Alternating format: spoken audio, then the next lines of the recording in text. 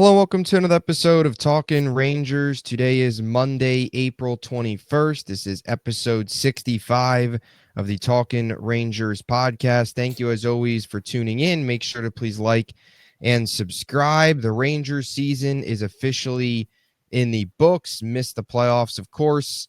Closed it out on Thursday night last week. Fired Peter Laviolette on Saturday.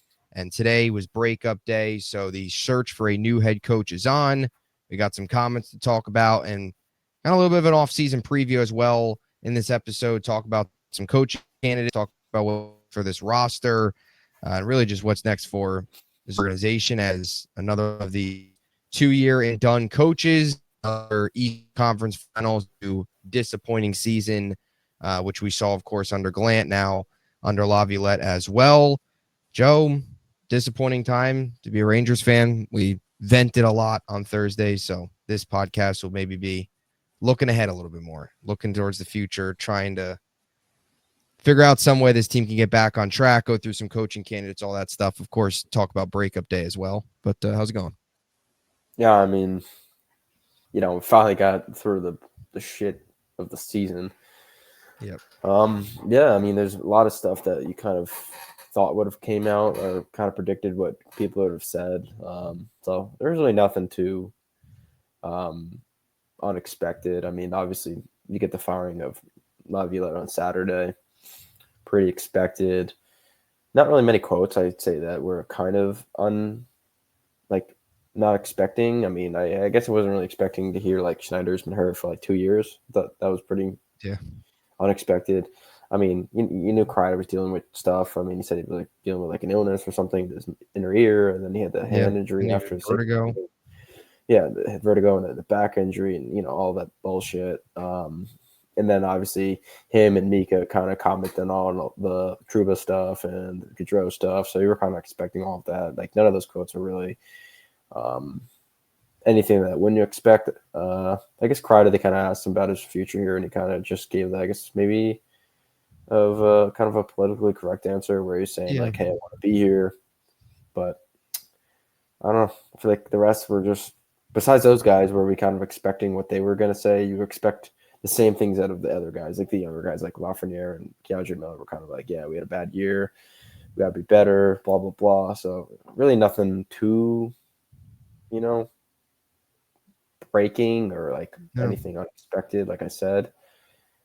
I mean, yeah, we get rid of Laviolette. The season's finally over, so that's good. Like I said before, it's good that the shit show has finally come to an end. But I say this, it's for first time in a while, the Rangers are going to have a pretty active, entertaining, whatever you want to call it, offseason. We were thinking last year the cap was too kind of tight for them to make any really big moves. Contracts were really not aligned to make any moves. And, they were kind of just like, we're just going to run it back. Nothing major. I think this offseason you might see something like major. Maybe the first time since 2019 when they signed Panarin, traded for Trouba. Maybe we'll see something like that. I don't know. But something's got to change. Yeah. No, yeah. Today was kind of agreed. There wasn't a whole lot, just the same old boring responses from these guys. I thought we would get maybe a little bit more insight, or maybe it was just my hope to get a little bit more insight on what feels like is a disconnect right now between the players and upper management. We didn't really get that, nor were there really like questions asked. Kreider, obviously, kind of been talked about, but the whole trade memo and even just he kind of put that aside, though. He kind of was like, "Oh yeah," it was. I'm saying he put that kind of aside when they kind of asked him. Like it was like kind of like like I said, politically correct answer where he was like, "Yeah, we're in a business, obviously." Yeah, he did say they eventually. He said, to eventually become some distraction at a certain point, which is ridiculous. It shouldn't become a distraction, but I guess I was just maybe hoping to see, like, you kind of heard some rumors about Kreider and management and maybe being a rift there, just the players as a whole. And this is the second coach now that's been fired. You're going through your third coach now in 4 years? Quinn was only here for 3 years. So it's been, the last 8 years, the fourth coach already, right? Quinn for 3, 5, 7. So you continue to go through coaches. It's essentially like you change socks. So it's ridiculous. But I Yeah, I was mean, hoping to yeah. No, we were saying we were talking about that you see a before, little like between how it's like players and up management, but the coaches just they can't seem to stay here more than 2 years. That's ridiculous. 4 years at yeah, most. I mean, what did I say? I think Van Yob was here for 5. I guess yeah, if you win if you get we to the were Stanley Cup Finals, you can get 5 years. If not, yeah. 2-3 years It's most. Eastern Conference Finals. You get 2 at this Yeah. point. Stanley Cup, you get 5. Hey, But David Quinn lasted longer than yeah, both the last 2 coaches. Who won the President's Trophy, and the other one, like Laviolette, went to the conference finals. So David yeah, Quinn lasted 3 years, longer yeah. than that would be like a trivia question. Like years from now, uh, David Quinn was the only coach, or like 3 of the four, 3 out of the 4 Rangers coaches from these years went to the conference final. 2 of them only lasted 2 years. The other one, one of them didn't go to the conference final. I don't know, something stupid like that. It's just like just saying like it's funny that he lasted longer than 2 of the guys after him that both made it to the conference final.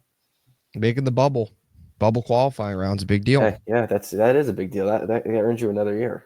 Yeah, earns you another year. Getting swept 3-0 by the Hurricanes, completely no showing in that series. So, yeah, yeah, it was maybe that's what we need, right? Another bubble. So next coach needs another bubble so he can stay here an extra year. At this point, yeah, it's pathetic. But I was, and unfortunately, JT Miller had some family stuff, or a close friend of his actually passed away, so he wasn't there. I would have been interested to see what he had to say. He feels like maybe a guy that would, maybe it's just me, open up a little bit more. Like we talk about it. He's one of the only guys in this team that seems to care when the team was struggling and losing this year.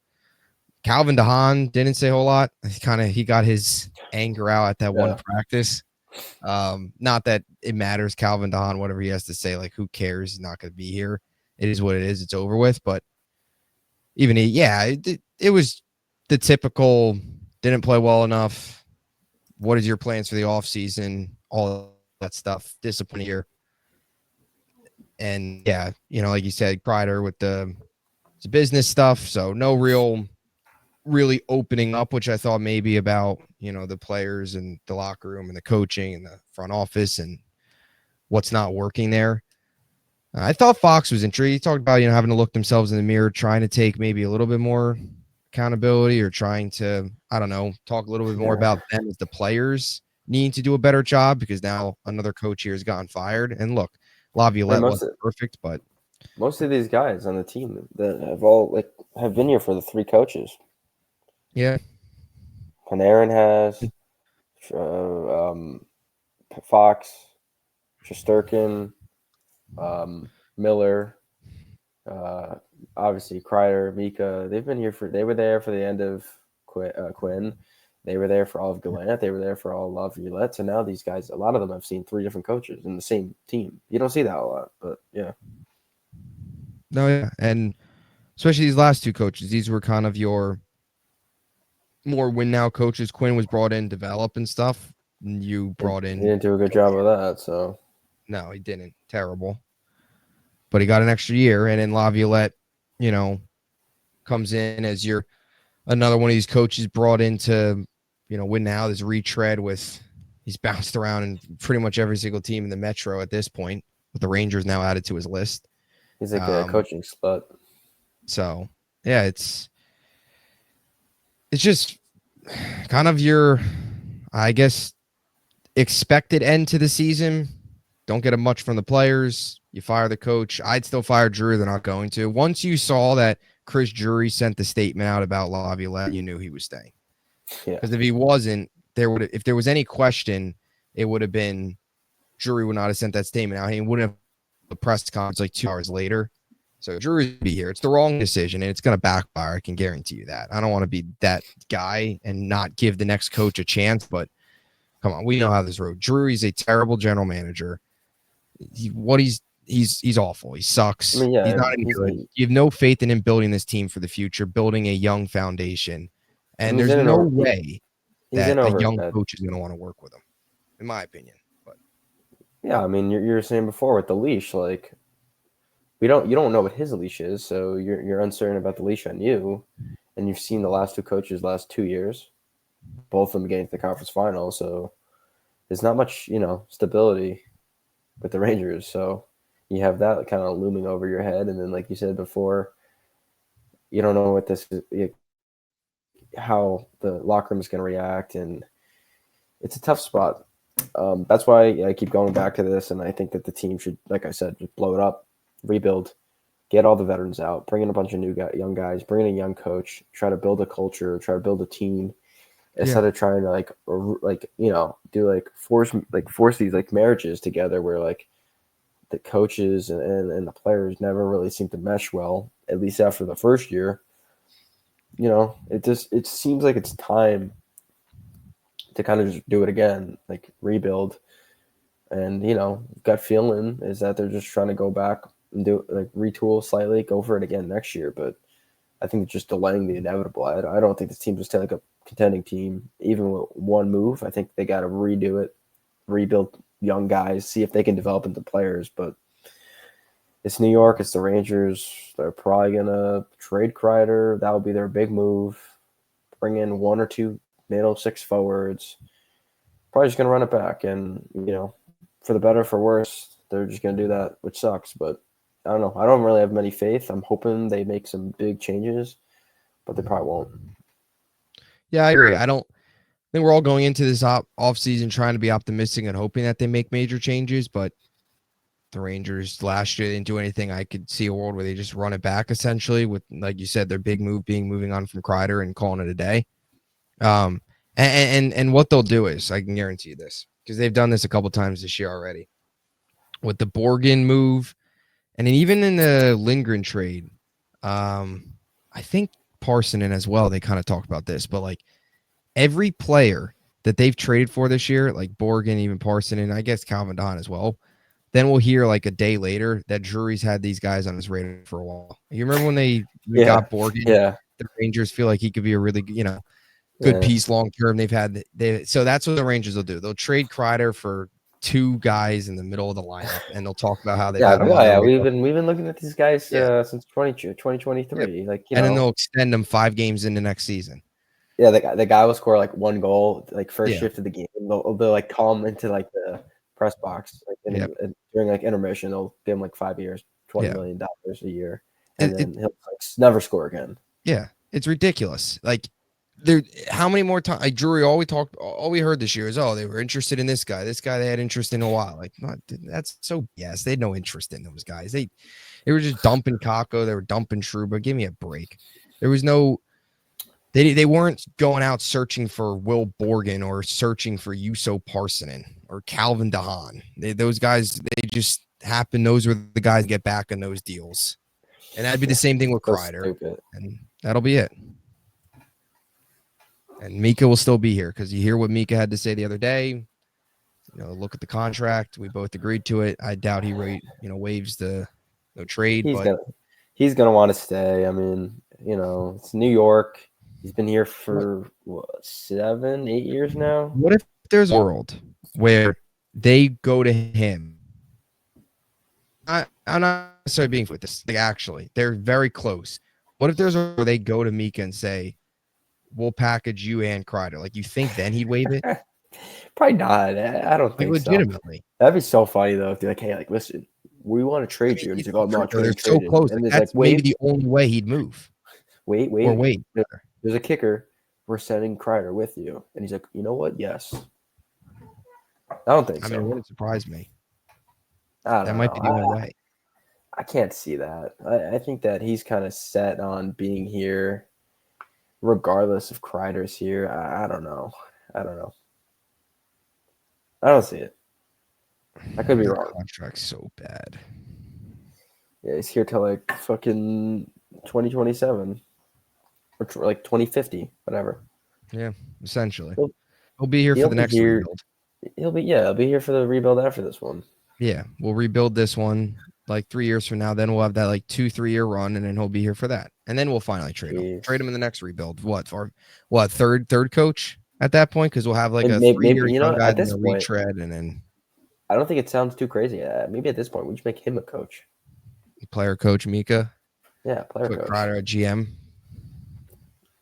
Maybe Kreider will just be like first line center. Maybe we'll move Kreider to center. Yeah. Where have we gone wrong with this team? Right? Jeez.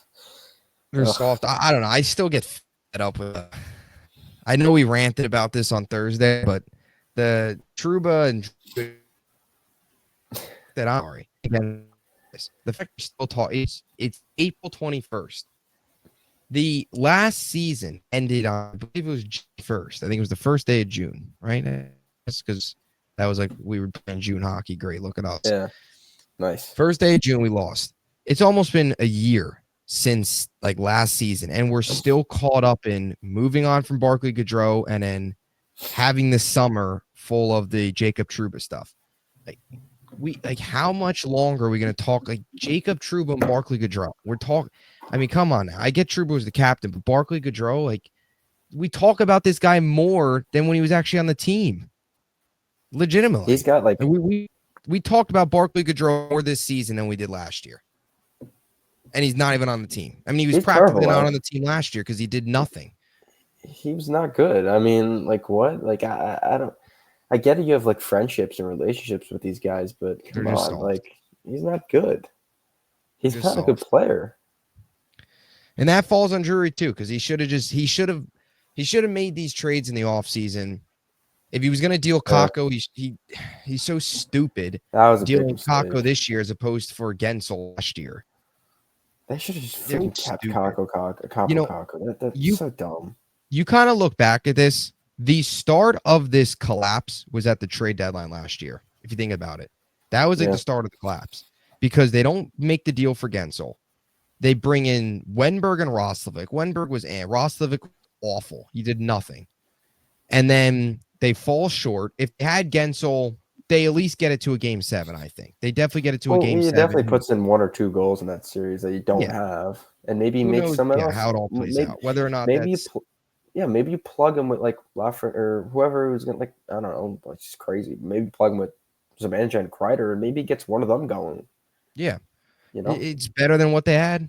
I mean, they were relying on Barclay Goodrow in overtime. Jack Roslovic has more points than the whole team in the playoffs combined this year. He's got 1 point. Rangers' whole team combined is 0 points. That's true. Listen. Maybe after this year, we're going to be talking Jack. We're going to be talking about Jack Roslovic as Stanley Cup champion Jack Roslovic. Maybe, and then people are like, we should not got rid of him. Yeah, think about that. He's just a winner. He's a proven veteran winner. He'll have more cups than the Rangers have in the last 30 years. Yeah, but no, it's like that was the start of the collapse. And you go into the offseason, who knew the Gaudreau move would make this big of a deal? Whatever. We know how this locker room is. They're a bunch of softies, minus like maybe 3 of them. So, they're all their feelings are hurt. Oh no, Barclay Gaudreau. What was it? Freaking 2-3 goals last year, right? Whatever. Not that he's a goal scorer, but he didn't get that many goals this year. He had more goals in the playoffs than he did. Yeah. He probably had more points in the playoffs than he did in the regular season. Yeah. And that was the sad part. They were relying on Barclay Goodrow to step up as a freaking goal scorer in the playoffs, as a guy that could produce. Panarin, Zibanejad, and Kreider, just like, you know what, Richard, like maybe that's why they're upset, because then when they knew they got to if they got to the playoffs this year, they were going to get swept in the first round because we didn't have Barclay Goodrow. That's true. And Mika missing open nets in Game 6 of that series, so he was awful again, obviously, and just on top of the core of the players. But last year was the year to go all in. President's Trophy, you were the best team in hockey in the regular season. That was the year to push all your chips in the middle and go all in. They didn't. And in the summer, all summer long, it was, trade Trouba, not trading Trouba. Trouba doesn't want to go. What are they going to do? Oh, no, his wife's residency. What do we do? And then they trade him, and then they trade Kakko, and they make all these moves in the middle of the season to do it. And then you get Kakko for nothing when you could have got what in Chris Drury's mind changed on Kaapo Kakko to not deal him last year and then 6 months later decide to trade him for nothing? Like, that's so stupid. Made no sense. Again, I just don't know how this guy can last. Like, Peter Laviolette, big deal. He's fired. We all knew that was happening. Drury's, to me, the bigger issue.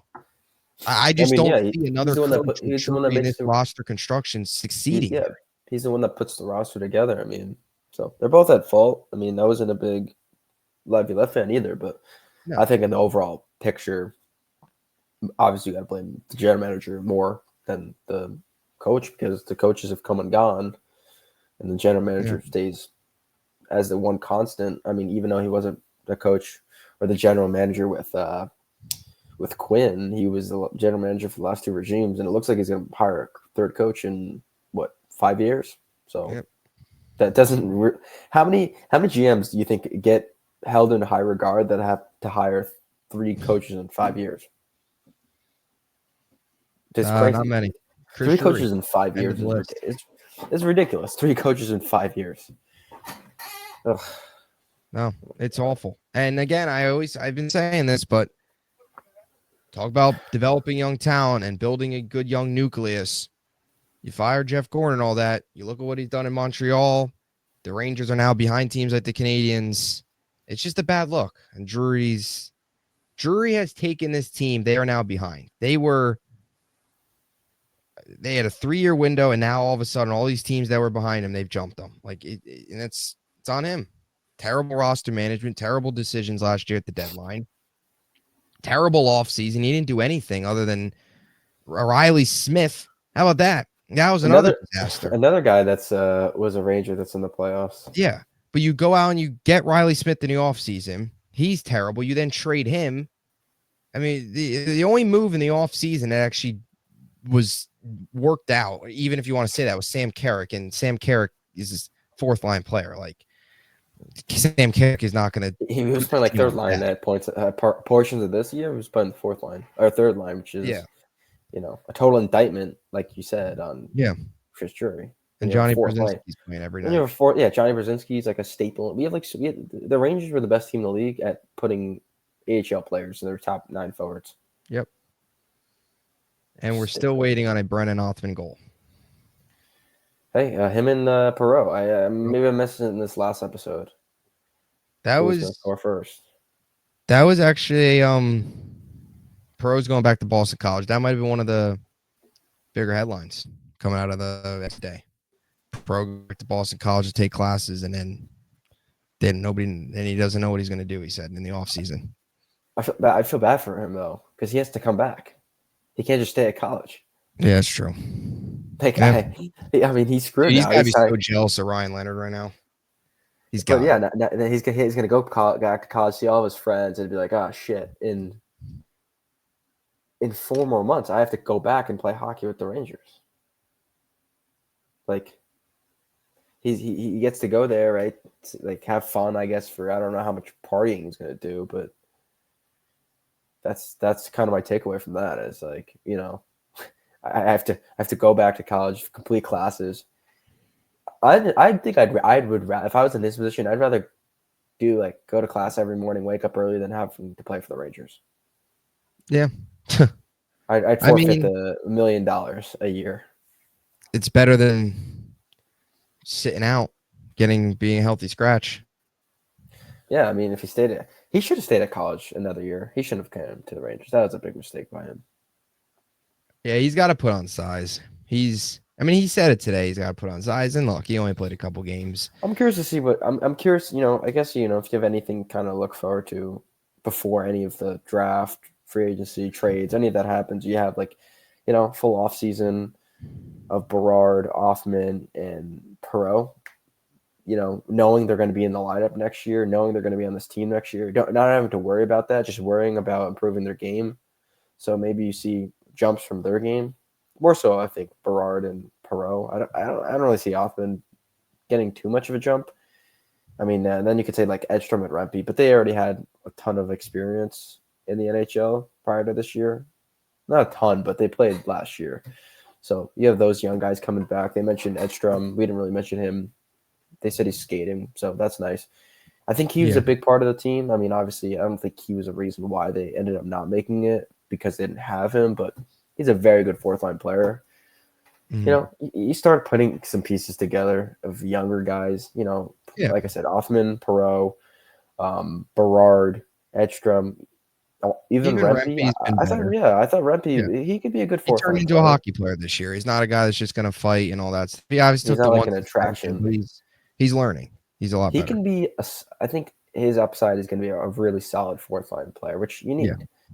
Yeah. So you have those the Cooley. big guys: Edstrom, Offman, Berard, or not Rempe, and Perot. I mean, maybe that Adam Sikora kid maybe cracks into the lineup. We'll see if they have really anything else down there. I think he's Yeah. kind of their last like somewhat decent prospect. I know they had the two kids from college that are playing in the AHL now, like Noah Laba and can't think of the other guy's name, but there was another kid that came from You college. got Berard too. Yeah, Another Berard. There was another kid though in college James that. Higgins win the lottery. Yeah, imagine. Hey, listen, they have the 11th pick. They can go up. They can go up and get the first three picks. I laid out that I assume that they're just gonna concede the pick. I don't Yeah. think. I think we'll see. I think they're just gonna concede it and give it up and then take the one next year. But you never know. Um, we'll see. I mean, they don't really have many prospects. A lot of the young guys are now on the team. Like I was stating all those guys' names. We'll see what happens. I don't know. Yeah. I agree. Yeah. There's their window Kind to of win bad. was now. Now they've kind of got to. I'd say this. I know he only played one game, or maybe he played two games. I kind of was barely watching at the end of the year. I think he maybe played against the Panthers. I thought Matthew Robertson actually looked pretty Yeah. solid. Yeah, he played a couple games. I know he was in that Florida game and then played the Lightning game. I thought he held his own. Yeah, so another young piece. They've and then I'm interested to see what happens with Zach Jones. Like he kind of talked today I about. don't think he wants to resign. I know he's an RFA, so maybe they'll probably figure something out where they can trade his rights. Yeah. Apparently the kid got kind of going back quickly to prospects. That kid EJ Embry, the kid they drafted last year. Yeah. Apparently didn't look that great, but again, he's a defensive defenseman. We'll see how his development goes. Fit I mean, right in. Can't the play kid from Boston, defense on defense. College, Fortescue. I know he's going back for his senior or junior year, but yeah, I don't know. I assume Zach Jones was probably. It'd make most sense for them to part ways. I mean, I was never a big fan of his. I just think his size was too big of a problem. Where like if you're gonna play that role on the team where you're like third pair defense, you're not gonna play any special teams. I don't see the reasoning why you keep him in the lineup. Like if he's going to be your number one guy in the power play unit, you can get away with that. But if he's not playing anything besides that, like third pair defense, I don't see the point if a guy like that playing in this lineup. I think you try to trade him, maybe you get a third for him. I don't really know what the values will be. I mean, he was a third round pick when you drafted him. Yeah. And I think he's probably exceeded expectations for a third round pick for the little time he has actually played. He looks solid, but for a Ranger team that you already have Adam Fox, I don't think it's makes any sense, but we'll see. Maybe they get less than that. Maybe they get like a fifth. But at this point, I think you kind of just try to get what you can and move on. I don't think it's someone that they can probably bring back. I know he had a lot of frustration earlier in the year where he wasn't playing. I think he came out and made like a quote or something where like he requested a trade, maybe. Yeah. Well, he said today, he's like I said what I said, I stand by it, all that stuff. Yeah. He wasn't happy with his role in and out of the lineup and stuff. So it'd be best for both sides to move on, I think. Either if ruining like prospects and people's trade value was like winning a Stanley Cup, the Rangers would have won like the last like 5 years. The Rangers are the best at that. Yeah. I mean, they're so good at that. So. They love ruining prospects and trading for guys that they had on the radar, though. Like that guy was on our radar. Yeah, that guy was on our radar. Like, if we could have drafted him, we would have drafted him. Yeah. Just bringing in Chris Drury, guys. Other quotes. Nothing really else notable. We're just bringing in Chris Drury, guys. Throw Drury out there. Coaching wise, like candidates, Mike Sullivan's not going anywhere. No, no. He'd fly to the top of the list though, but that's not going to happen. Jay Leach and David Carl are like your top young guys. Michael Pekka, no way. That's not happening. There's just no way that's Yeah, him happening. and Muse, I think I saw that they're going to get like interviews for like Yeah, assistant but jobs, but they're not getting an interview for a head coach. no. Joel Quenneville just doesn't seem in this market, especially with some of the stuff already going on with the Rangers and the Panarin stuff. Panarin, yeah. Like, I don't know. That'd be it just feels like a PR disaster. The Rangers today talked about all the outside noise and all these players being traded, the kind of being a distraction. Him coming in, plus the Panarin stuff. I mean, you talk about a locker room just mess. It could be, I don't know, maybe not. But around the league, I know it wouldn't be highly supported. The way, obviously, Florida gone from what, 7 games into that season? Yeah, it was early in the season. Could go Tortorella. I go move. There's Tortorella even. I don't see it happening, but he's a name. I just don't see. Like Tortorella's just with the Flyers. They had some young players there. For the path that the Rangers are trying to take, I don't think Tortorella matches it. I think Tortorella is more so for Tortorella to me would be that 1 year try and get one last thing out of this group, like type of coach. He's not a guy you're going to bring in to develop young talent. That kind of blew up in his face in Philly. I don't think he hits off very well with young players. He's more that hard-nosed coach that can try and get a little bit more out of a group, hold guys accountable a little bit, light a fire under a locker room, but not a guy that, I mean, I don't need to go through Tortorella. We all know what Tortorella was with the Rangers, but I just think for the direction of the team, there's no way to go back to Tortorella, right? No way. No, I don't think so. I don't think he'd want to come back. He's already coached here 2 different times. We were looking at coaches' tenures with the team before we started recording. Yeah. I can't see that meshing well with a lot of the guys here. If it doesn't make sense in both facets, where this team hasn't responded to kind of tougher coaches, and it seems like the coaches kind of just give up on that and just let the players do whatever they want, and Tortorella won't do that. So I don't think the players, again, will respond to that. Yeah. These guys specifically, and the other end of that, it's like if you go the other route where you kind of rebuild, I'm not the biggest fan of him coaching a rebuilding team. I think if you had a team that is contending, maybe it just needs to be better on fundamentals, accountability, defense, which I mean, this is this team, but yeah, I don't see it. Like, he needs to coach a team that can contend, and the coach is the last part of the team that they need. Where this team needs a coach, they need players, preferably need a rebuild.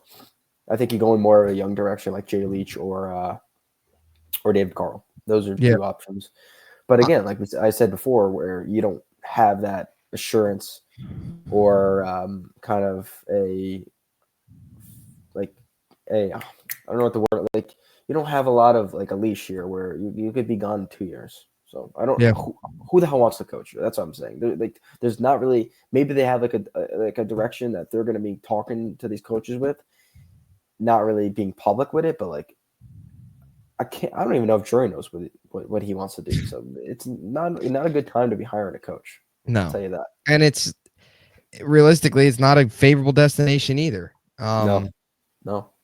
I don't see how anybody I don't see how anybody could view Chris Drury as a guy that you're going to want to work with, just seeing how it's panned out the last 2 years. And why would any coach have faith coming here too? Like, especially a young guy, just in my opinion.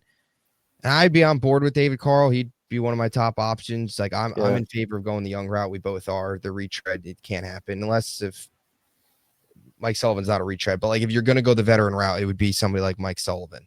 He's not going anywhere though, so that's not happening. But I'd rather go the young guy than the veteran guy.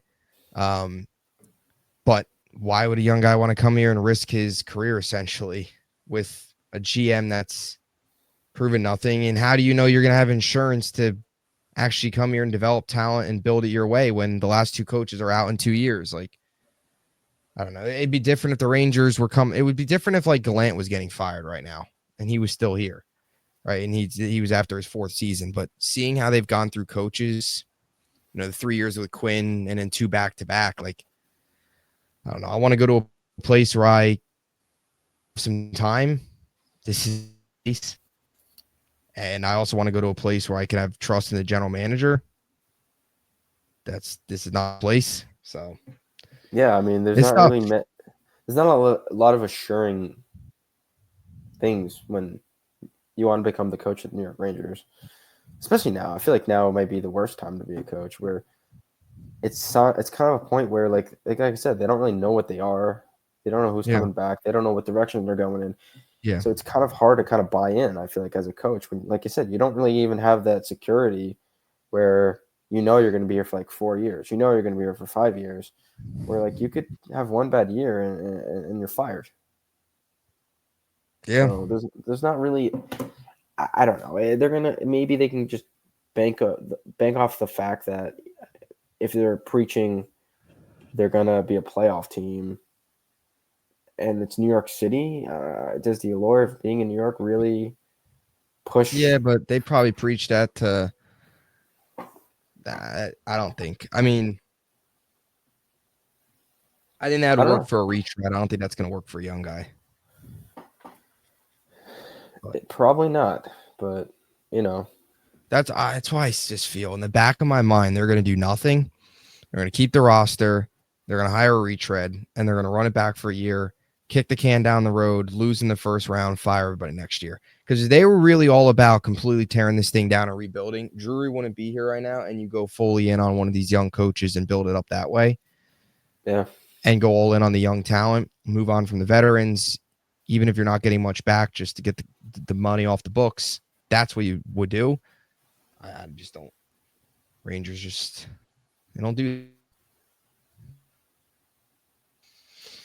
Oh. It's a period of time where I don't even know. I could say you could be a little excited where it's like they finally could do some big change here, but at the same time, yeah, it could easily be the other way where they absolutely do nothing. Yeah. And again, like I said before, I mean, what's your confidence level in that? Probably not very high of them actually doing stuff that will turn this franchise around. Yeah. And they got it, and I think they cannot wait. They have to find a guy that they like and go and hire him. They can't wait like a month. They can't wait till after the playoffs. I think you give yourself 1 or 2 weeks, I think, to kind of come up with this week you come up with a list of guys that you want to hire.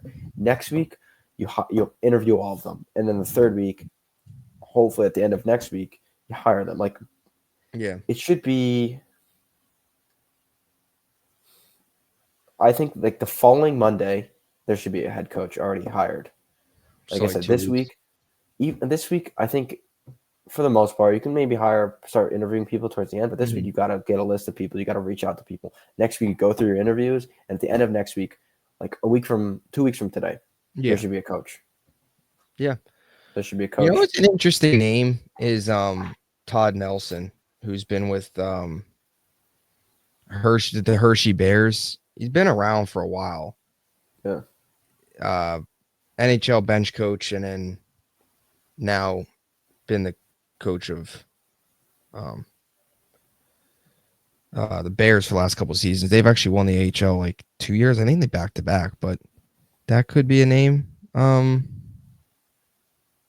look for if you're looking like the player development route. Especially to kind of see how things have panned out for the Capitals. That's their, AHL affiliate. So I'm just throwing a name out there. But I don't know. Like I said, it's tough. It's tough to get something out of you. Maybe. Who knows? I feel like he's going to keep coming up until a team finds an answer. Every year they came up after Gallant was fired. Now it's going to come up again. If this coach doesn't work out, everyone's just going to keep bringing his name up.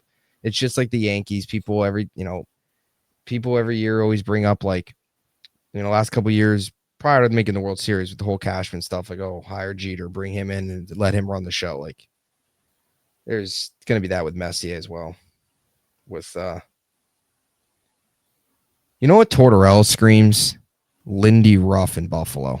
Just like going back to an old coach that I just mean, I don't know, dude. I can't. I like it. Like I keep saying, I just want to. I want a young guy. They've gone through the retread the last 2 years, and it hasn't worked. And it's not even like they'd be contending, or like maybe you're thinking, which they kind of were the last 3 years. Besides this year, a contending team. Even before this season, they were a contending team early in the year. So you look at the last 4 years, you were kind of going into the season thinking, okay, this team has a chance to win. Did I think they did? No, just because of how the roster was constructed. But I mean, there was a chance, if they were able to get in, Eeyore got hot, a couple things go your way. But now you're hiring a guy, and if it's a retread where you're thinking this team is not a playoff team, this team is not a contending team, so it's like it's completely different hire from where the Gallant was. You had a young core where it looked like they could contend, a young upcoming team. Laviolette, again, retread again, but your team made it to the conference final, made it to the playoffs the year before. Maybe you just need to, make one or two moves here and there, not really big moves, and get a better coach is what you're looking for in that move. This time, like I said, it's a team that's on the back end of that kind of what the team is, starting to go in the other direction where you're not looking to probably contend. So what's the point of hiring a retread? Yeah. That's my only thing where like it doesn't make any sense to hire a retread. I agree. Unless they're trying to go for it with his core. But I mean, geez, if they did that, that would be a Rangers move though. That would be a Rangers move. And it would I wouldn't put it past them. that would be the ultimate sign of Drury taking one last shot to try and. But if he does do that, your moves of desperation and moves of going for it can't be Riley Smith. I don't want this to happen. Yep. Like being very clear, I want them to Or rebuild. trading Kreider for a third line center. But making moves, if you're going to go for it and your job is on the line, like Johnny Brzezinski can't be in the lineup every night. Like you got to actually make moves to make this team better. And you're going to have to give up a ton. That's why I don't want to do it, because I don't think any moves right now can make this team win.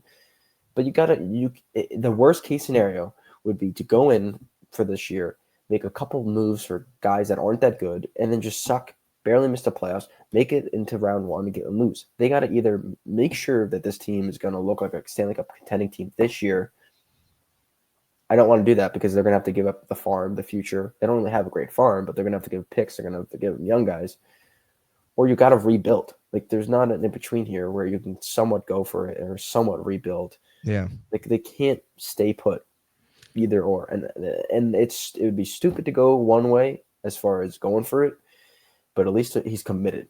And I can somewhat buy into that from his standpoint where it's like, this is my last year's GM. I got to make moves. Yeah. But again, it's going to screw over the future. But and I agree with that. I'd rather them pick a desk or whatever. Pick a lane, whether I mean, I don't think it would do like it wouldn't do like horrible like franchise like you're going to be bad for 10 years damage if they went for 1 year. I mean, maybe you trade a couple of young guys. I mean, we don't really have any young guys where it's like, oh, we cannot trade them. Even Lafreniere, even Perreault, and one first round pick maybe you'd give up for a guy that you're going for now. So like, I don't think it's that big of a detrimental move to go for it now. Where it's like I can somewhat buy into that. Again, I don't want that to happen. They got to rebuild, but like I think you kind of like you were saying, like agreeing with me, where it's like, you got to make a move, and it's got to be hard one way or the other. You can't stay in the middle. Yeah, no, you got to pick a lane. You don't want to. Mediocrity is the worst place to be. Rather than trying. I was just gonna say that. Yeah, that's the quote. You can't be mediocre. If you're mediocre, then and you also you can't go through this off season like last year and do nothing. Last year was the wrong thing to do, but you can maybe understand.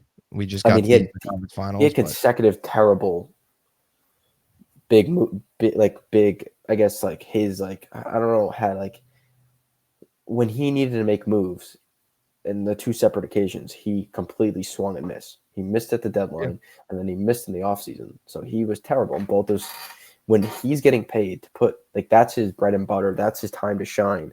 The deadline and the offseason, and he completely missed on both. And then he completely mishandled the Trouba situation, which led into the season, which he mishandled the cock. He's on a generational run right now. And if we're being honest, did he really do anything good going into that season the year prior? Not really. When they went to the conference, or when they won the President's Trophy, did he really do anything? I guess he hired Laviolette, but he didn't really bring anything that made the team better. No, they kind of after a pretty disappointing season. Last year was strange because there was really no expectations. I mean, was the deadline that great when they got brought in Kane and Tarasenko? Not really. No. He didn't do good at that. He wasn't great in the offseason, granted. And then their moves before last year was like Blake Wheeler, Gustafson, those type of guys. That's what I'm saying. He didn't have a great trade deadline. They lost in the first round to the Devils. He brought in Kane, Tarasenko. That backfired. Yeah, then he brought in Nick Bonino, Blake Wheeler, Bonino.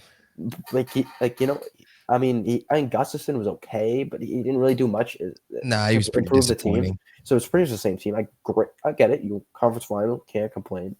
Won the President's Trophy, can't complain. And then he responded to that terrible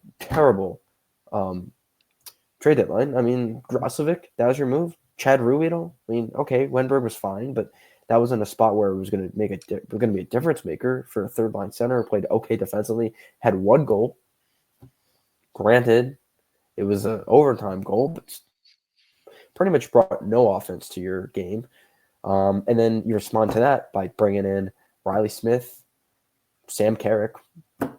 Great, did nothing because obviously you had a terrible season this year. You didn't do a good job at the deadline this year either because you didn't decide one way or the other. You stand put and you re-sign guys that had barely played, Vakanainen and Borgen. You re-sign them that quickly, doesn't make any sense. And forgot about the Trouba thing and the Kakko thing, where you kind of seemed like you didn't really want them on the roster as far as Kakko, with a lot of benching, and it didn't seem like he had a long-term thing here. But then you hold on to him and don't get canceled the prior deadline. You get rid of him for almost nothing. I mean, I know Borgen's a jury guy, so obviously we've been looking at him for months, for years. But yeah, it's stupid. I mean, the Trouba thing goes into the season. That thing, honestly, is my biggest problem with him. That's a fireable offense. Yeah. Calling out your captain, saying you're going to trade him, and then not moving him, letting him go into the season. That is for as much as I don't like the players complaining, I understand that. That makes sense. It's stupid. I'd be annoyed too. But again, that shouldn't impact your play as bad as it did. But again, he's piling on terrible moves after terrible moves after terrible moves. And I'm not even giving him credit for making the JT Miller move because that was a move out of desperation. Yeah, it was a good move for now. I mean, but again, at the end of the day, if we don't make the playoffs, who really cares? I mean, yeah, it's a good move, but is it a good move? Or as a hockey move, as a hockey trade, it's a good trade. But as an organizational move, as a future move, as this team gets into the next 3-4 years, the move is not going to be that impactful. And then I'm not praising him for the Trouba move because, again, that should have been – if he made that move in August, I would have been all praise for him. What a move. We got dumped the contract. We got Vakanainen, a pickback. That's a great move. But he's on a generational run of bad moves. And like I said, I don't care about the Miller move because his team's not that good. So it doesn't really do anything. And he made that move to make the playoffs, which ultimately failed. It was his last, that was his last all in this year. Yeah, it didn't work. I mean, if you just look at I know we've talked about this a bunch of times, but if you look at his overall work, I mean, he hasn't really done anything. No. He re-signed Zibanejad. That was a terrible move. I mean, he had 2 bad years. He wasn't good in the bubble, and he had half of a season where he looked like one of the best players in the league, and he was terrible in that season after the bubble, where in the 2021 season where he had 2 games against, I mentioned this before, 2 games against the Flyers where he scored 12 points. Okay, wow, 2 games. He was terrible that year, and he hadn't been good the last 2 years.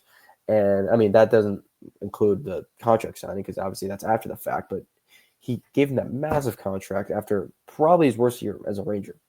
You can say the Trocheck move is good. I mean, you replace him from Strome, which I like that move. Yeah. It's fine, but I mean, other than that, what has he added to this core? Nothing. Just Trocheck. That's it. Yeah.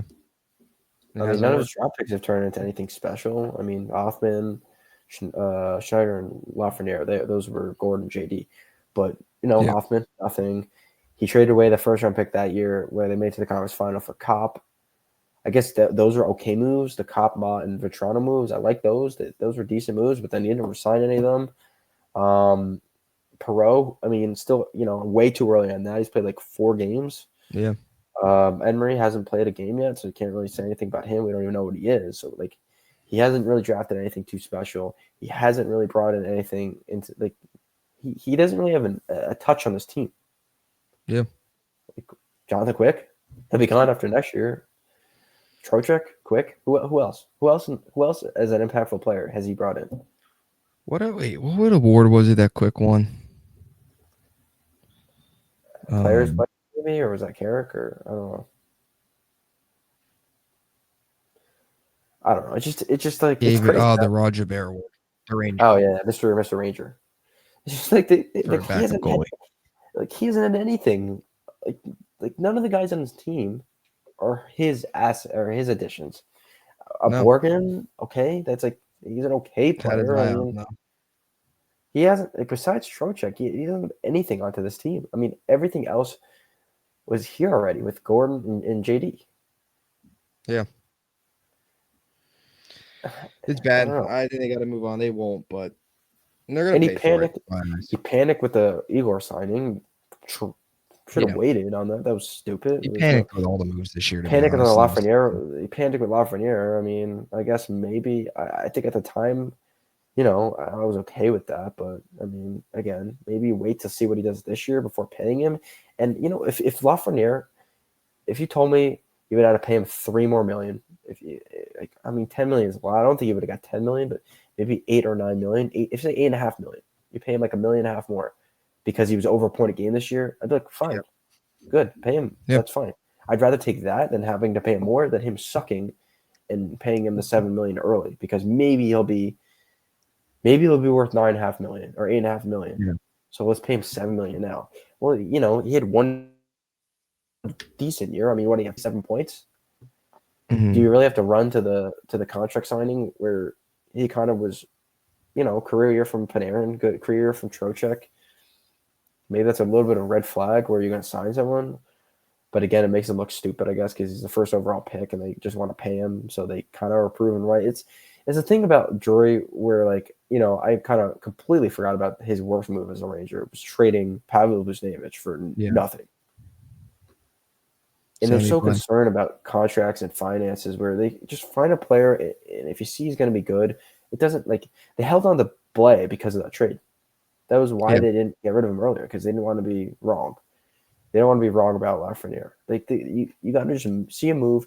If a player's good, get rid of him. If he's not good, or if he's good, keep him, regardless of how you got him or whatever it is. I think he's too fixating on looking right, and I feel like he's just getting more wrong by that. I mean, I don't know. He hasn't been, like I said, he hasn't really impacted this team.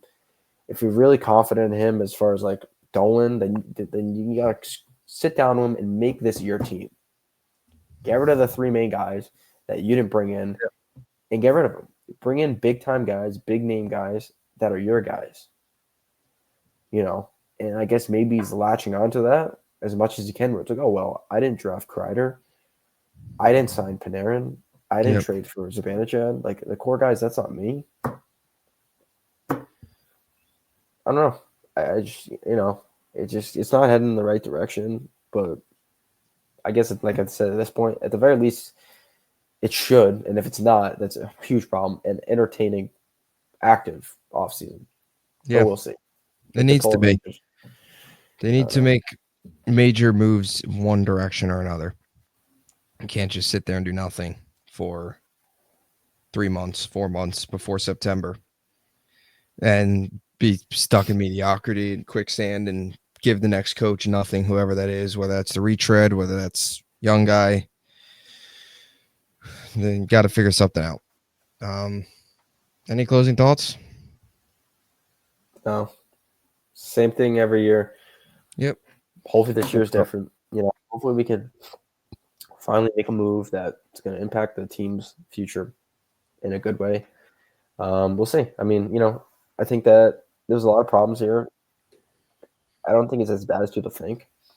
You move on from Miller, you move on from Jones, you move on from Kreider. You kind of start putting Try the and wheels move in on motion. for Mika.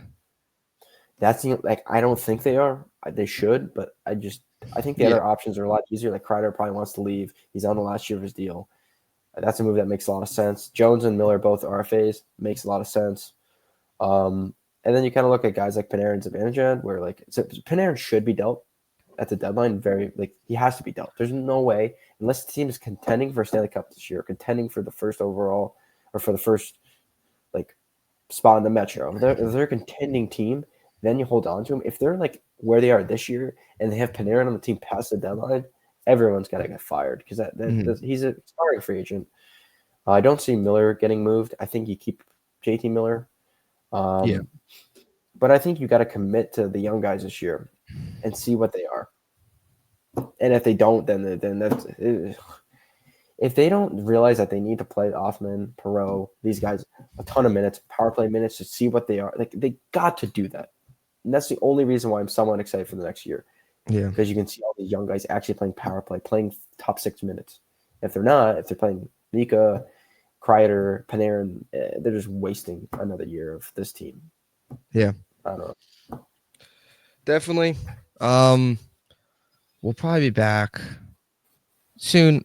This first wave of coaching interviews hopefully will start up couple days, end of the week into next week. So we'll have update videos on that. And then more off-season stuff comes out once coach is hired. Of course, we'll talk about it. So we'll be here as the off-season rolls on. Only April, so still a long way to go. Just starting. July is free agency, so it's going to be a minute, but got the coaching stuff at least for now. And yeah, that'll do it. We will catch you soon. Oh yeah, shout out me. I won the goal. Oh yeah, goal picks. Finished the season strong with the Chris Kreider goal. One. So, and another thing is shout out Sam Rosen. We didn't really talk about anything much about that, but yeah, we kind of both grew up. All Rangers fans, most Rangers fans, not all, but most of us have kind of grown up with him. It's sad to see him go, but at least they gave him a good going away present.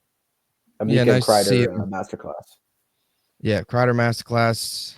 Sam Rosen first star. All came out in the Sam Rosen jersey. So it was a terrible season to send him off, but a nice game for a final game. So yeah, thank you, Sam Rosen. And now Kenny Albert, which is a good addition to fill in for him, obviously, but nobody will ever fully replace Rosen. Obviously, voice of our childhood, many other Rangers fans' childhood, 40 years. So been around, and he was right that this one will last a lifetime in 94. Not our lifetime, so unfortunately. Yeah. So anyway, that'll do it. And let's go Rangers.